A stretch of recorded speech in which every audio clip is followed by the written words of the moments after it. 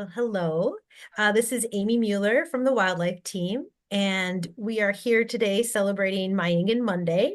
And I'm joined today by Sam Zimmerman, a Ojibwe artist, who has so willingly shared a few pieces of his Mayangan art with us. And so we are going to get to know him a little bit better, and we are going to look at three beautiful art pieces that help celebrate the spirit of Mayangan Monday. So with that, uh, I know we'd love to hear more about you, Sam. Just you yourself, your journey, what you're doing up there on the North Shore of Lake Superior, and how you came to do such beautiful and unique art. All right. Well, bonjour and good morning. Sam Zimmerman Zhaawanoogiikhik, Zhaawanoogiikhik, Ojibwe, Ojibwe, and I've shared with you that my name is Sam Zimmerman. I'm a member of Crane Clan, and I've shared with you my Ojibwe name and Miigwech Amy for having me and inviting me to talk about my gun this morning. So I'm an educator, illustrator, and artist up here in Duluth, Minnesota, along the North Shore. My family is from Grand Portage, Ojibwe tribal nation on the Canadian-Minnesota border. I spend a lot of time on the North Shore and along boundary waters and just exploring the beauty of the North Shore. I moved home about 6 years ago, back to Minnesota from the East Coast, where I was a teacher and administrator and professor. And so this next chapter of my life has brought me home to paint again. I started my career as an art therapist. And so I've opened a studio, begun to illustrate children's books. I've written my own book, bilingual art book, Following My Spirit Home. I actually just finished its sequel a few weeks ago, and that's with the publisher. Yeah, I like to share my experiences in nature with the different animal, bird, fish, and plant relatives that I experience. Um, and one of those relatives is the Maingun, the gray wolf and timber wolves that we see. Not to be confused with the coyote. I always like it when people are like, "I saw a wolf," and they post a picture. I'm like, "That's a coyote." Um, but yeah, they're they're a very important relative, not only to I think the ecosystems and the different, but they're also my own guns hold a lot of importance to the Ojibwe and Anishinaabe people. And so when I do get to experience a Mayan gun, it's very special, and then it inspires me to paint. But yeah, Miigwech, thank you. Well, wonderful. Thank you. And thank you for sharing that. And I think it's so relatable. So many of us have had different chapters in our lives, and we end up coming back to things that, we found early on and you can turn into a passion. And so it's really beautiful, the work that you do. So thank you for sharing that. And so if it'd be okay with you, what I'm going to do is I'm going to pull up on the screen three of the pieces that you shared with us, and you can tell us a little bit about them. I think everyone would love to hear more about them. So let's pull that up.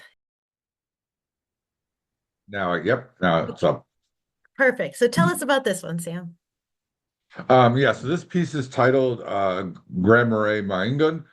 Um, a couple years ago, I was with another artist, a pretty incredible artist named Adam Swanson. We had a joint exhibition up in Grand Marais at the Johnson Heritage Center, and it was celebrating the dark skies of northern Minnesota, the Dark Sky Sanctuary designation.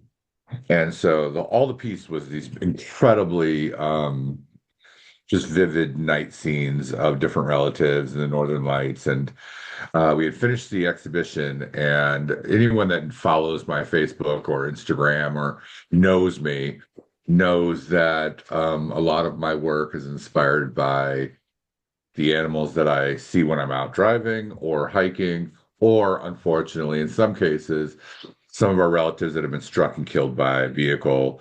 I will often get out of the car, pull over, and move them off the road.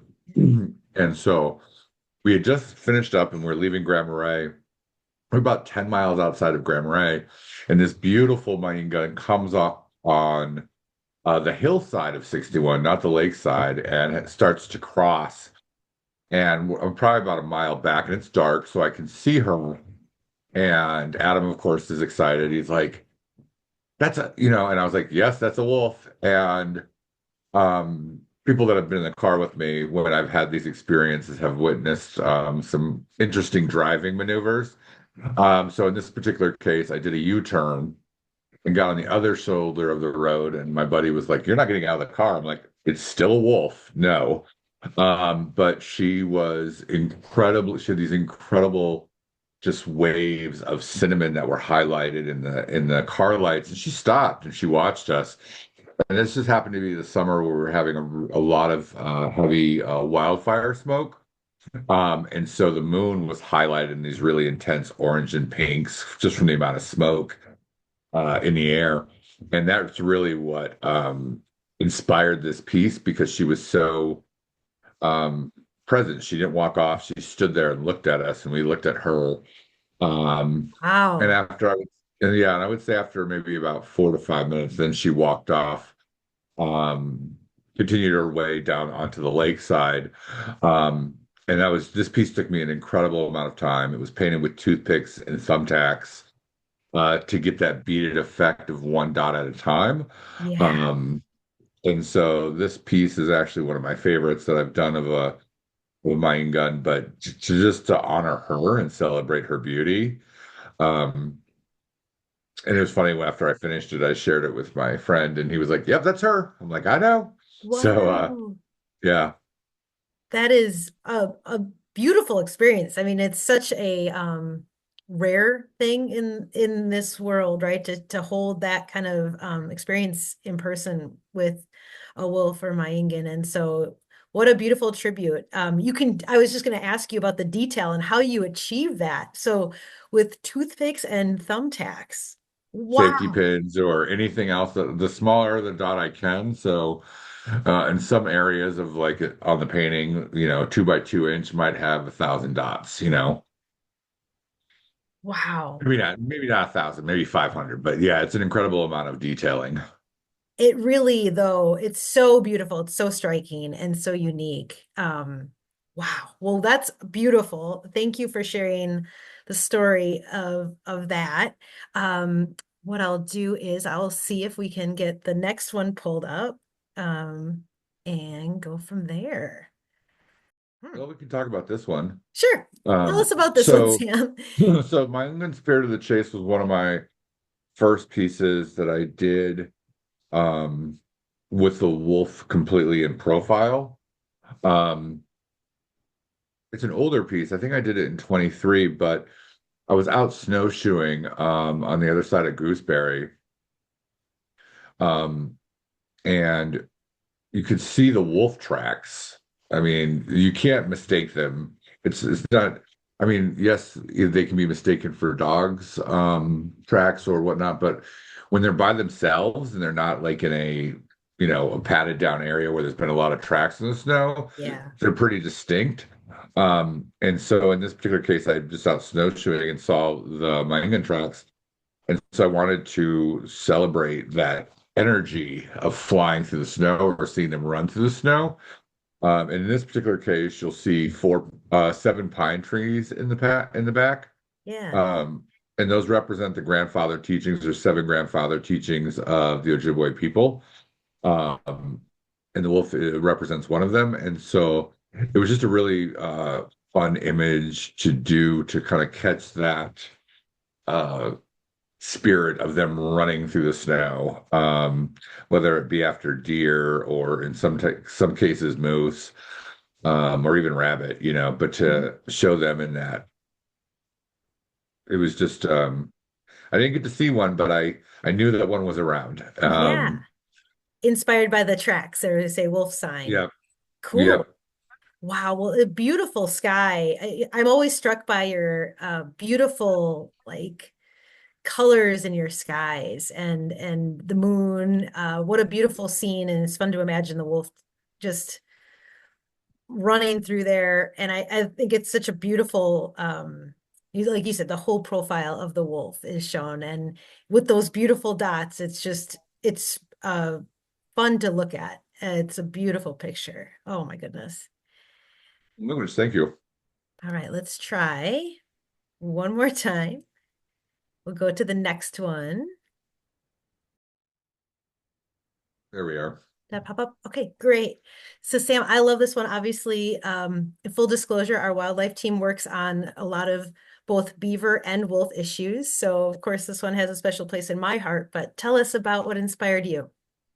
Well, actually, Hunter, well, this piece being titled Hunter, I've been the artist in residence in Chattagooch State Park for the last year. I'm one of 11 artists in residence spread throughout the state, working in parks. Um, and there are a lot of mick beaver in the state park, and there's a lot of, lodges and dams that they've built, especially when we have really high storms up here along the shore. It'll take a lot of trees down, or, the beavers will move in and help clean. Mm. Um, and I was just, they're beavers are such an incredibly important species. They're industrious. I actually have pieces of wood in my car from a beaver that I got to meet who was cleaning up some aspen.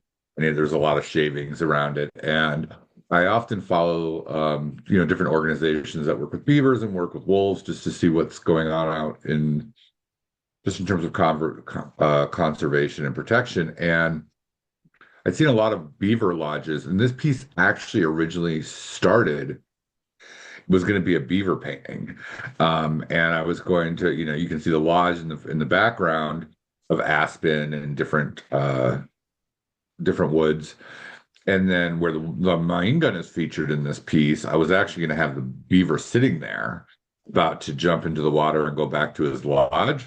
Yeah. But there's been a lot of wolf activity. I like to follow the Voyager Wolf Project and the work that they're doing. And being in Chattagooch, wolves have come down and traveled um, as far over into the park from areas of the Boundary Water and others. And one of the places that they hunt is along the water for beavers, Baptism River and things like that. And this one, I actually wanted to put you don't see the beaver in this piece because I put him safely in his lodge instead, and painted the Maingun, who was, obviously he's out hunting. Wolves are certainly quite adept beaver killers. Some wolves more than others. So I actually had a beaver pelt that was gifted to me that I used um, to inspire a different painting of actually where I actually completed the beaver piece. But knowing that there's a relationship between these two relatives, between the beaver and the Mainga, I wanted to capture that here. And once again, you can see the seven pines in the background um, for the grandfather teachings. But yeah, this was one of the first pieces I ever did where I actually featured a lodge for the Amik to hide and escape in. And the mine gun is on the right side of the painting, a little bit, obviously vocalizing, but knowing that, there are beaver out there, but safely away from him. Yeah.